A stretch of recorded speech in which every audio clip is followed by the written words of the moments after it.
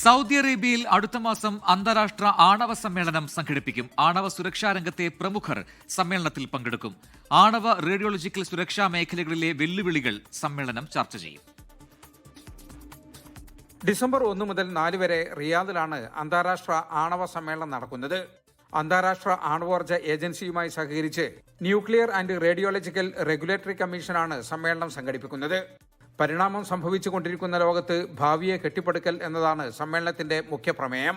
ആണവ റേഡിയോളജിക്കൽ മേഖലകളിലെ വെല്ലുവിളികളും ഭാവിയിൽ ഉണ്ടാകാൻ സാധ്യതയുള്ള ഭീഷണികളും സമ്മേളനം ചർച്ച ചെയ്യും.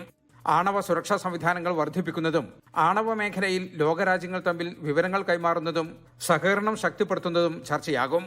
ലോകമെമ്പാടുമുള്ള ആണവ സുരക്ഷാ രംഗത്തെ മുതിർന്ന ഉദ്യോഗസ്ഥരും സാങ്കേതിക വിദഗ്ധരും സമ്മേളനത്തിൽ പങ്കെടുക്കും.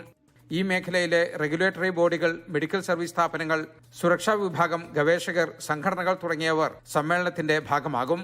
വിഷൻ 2030 ഭാഗമായ ആണവോർജ്ജത്തിന്റെ സമാധാനപരമായ ഉപയോഗം എന്ന ലക്ഷ്യം കൈവരിക്കുകയാണ് സമ്മേളനത്തിലൂടെ സൗദി ലക്ഷ്യം വെക്കുന്നത്.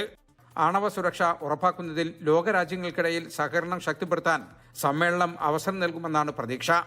ജലീൽ കണ്ണമംഗലം, 24 ജിദ്ദ.